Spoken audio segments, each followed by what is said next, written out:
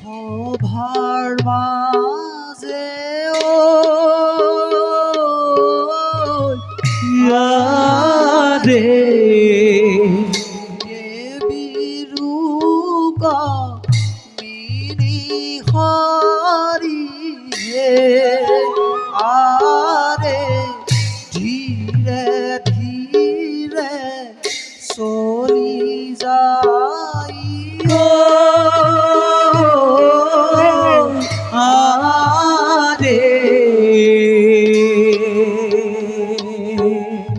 নানা চিন্তা কৰি হৰিয়ে আৰে এই মতে পাইলা গয়া আৰে অভাৰভি তৰ হৰিয়ে ৰাম হৰি ৰাম হৰি ইয়াৰে ফুলানীৰ তৰ হৰিয়ে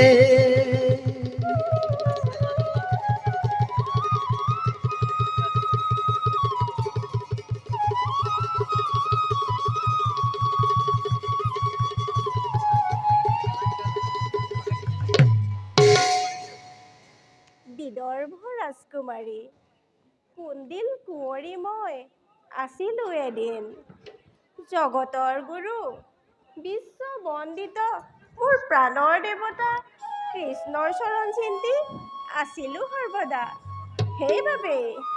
সেইবাবেই জৰাখণ্ড শিশুপালৰ দৰে ৰাজেন্দ্ৰ মণ্ডলীক পৰিহৰি ভাতৃ মোৰ ৰুক্মবীৰৰ বিৰুদ্ধাচৰণ কৰি প্ৰাণৰ দেৱতা যদুনাথক স্বামীৰূপে কৰিলোঁ বৰণ স্বয়ম্বৰৰ মাজে সেয়ে আজি মহা সুখে মহা আনন্দেৰে কটাইছোঁ জীৱন এই দ্বাৰকা নগৰী নাথ অভাগীৰ সেৱা কৰিব গ্ৰহণ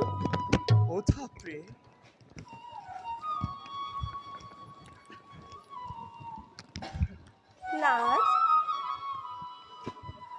কিয় দেখোঁ তব বিষণ্ণ বদন কওক স্বামী কি চিন্তাই বিষণ্ণ কৰি তুলিছে আপোনাক ভক্তৰ দুৰ্দশা দেখি মই বৰ অস্থিৰ হৈ পৰিছোঁ নাথ খুলি দিয়ক ৰহস্যৰ দ্বাৰ ভাঙি পাতি কওক সবিশেষ কোন সেই মহাভক্ত যাৰ বাবে হাহাকাৰ কৰিছে অন্তৰ প্ৰভু জনাৰ্দনৰ নাথ সুদামা নামে আছে এজন দৰিদ্ৰ ব্ৰাহ্মণ বাল্যবন্ধু মোৰ বাল্যবন্ধু শান্তিপনী গুৰুগৃহত লভিছিল নেকি বিদ্যা শিক্ষা জ্ঞান শান্তিপনী গুৰুগৃহত লভিছিলোঁ একেলগে বিদ্যা শিক্ষা জ্ঞান কিন্তু মায়াময়ী সংসাৰৰ এই দুখৰ শৃংখলা অতিকে শৃংখলিত আজি তেওঁ বাস কৰে ভগা পজাত খুঁজি মাকে যে পায় তাৰে ক্ষুধা কৰে নিবাৰণ কিন্তু একান্ত মনে জপ কেৱল আমাৰেই নাম দয়াময় ভক্তৰ ওপৰত আপোনাৰ কৃপা দৃষ্টি কিয় কৰা নাই বৰ্ষণ তেওঁক মই কৃপা কৰিবলৈ সদা প্ৰস্তুত কিন্তু সুদামাই যেন মোক সেই সুযোগ আজি পৰ্যন্ত দিয়া নাই কিন্তু মই বুজা নাই স্বামী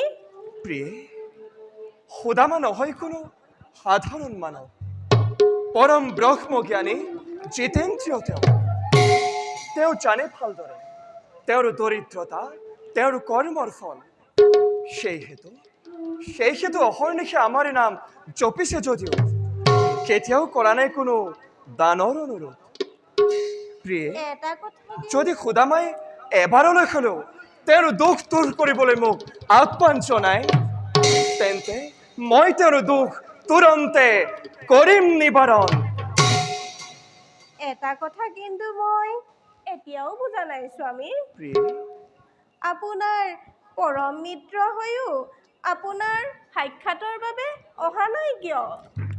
প্ৰিয়ে, সুদামাই লজ্জা অনুভৱ কৰে। কি জানিবা মই দ্বাৰকাপতি কৃষ্ণ হৈ তেওঁক চিনিবলৈ অস্বীকাৰ কৰি দিওঁ। ধন্য ধন্য সুদামা, ভক্তিৰ দোলেৰে বান্ধিলা তুমি জগতৰ প্ৰতি। প্ৰভু, আপোনাৰ পৰম মিত্ৰ সুদামাৰ সাক্ষাতৰ বাবে ঘনে ঘনে মোৰ ইচ্ছা হৈছে জাগ্ৰত। তোমাৰ মনোবাঞ্ছা অৱশ্যে পূৰ্ণ হ'ব। পৰীক্ষা কৰি মহাভক্তক আমাৰ দেখুৱাম জগতৰ আমাৰ লীলা অনন্ত। বুজিছো, লীলাময়ে নতুন লীলাৰ পাতনি মেলিছে যেতিয়া আমাৰ ইচ্ছা অতি শীঘ্ৰেই পূৰণ হ'ব। বাৰু বলক স্বামী, খন্তেক কৰিব বিশ্ৰাম। ব'লা প্ৰিয়ে।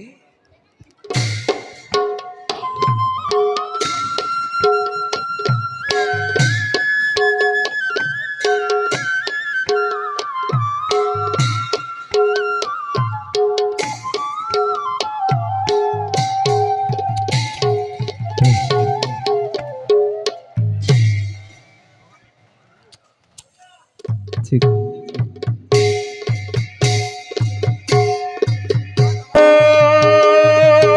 হরি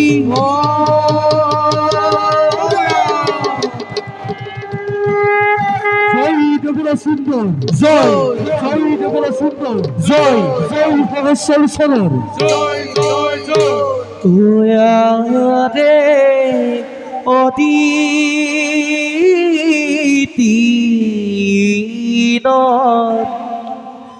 জন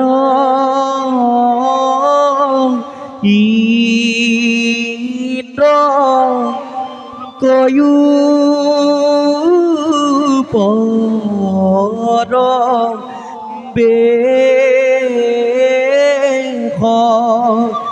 আরে অদিতি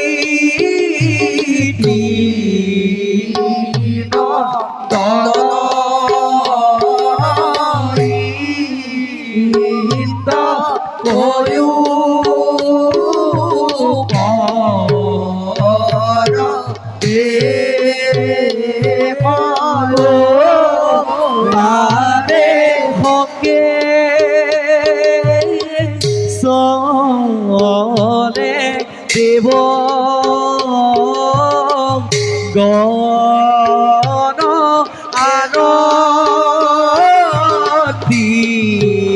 আনন্দিত মনে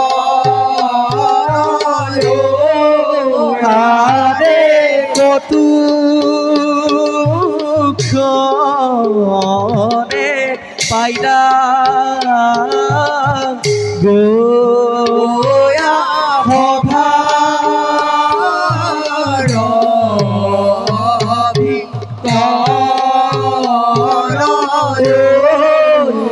আরে রাম হরি জয় হরি হর জরে গুলা থা ধীরা ধী ধীরা তিতি তাকু জিতৈ ধীরা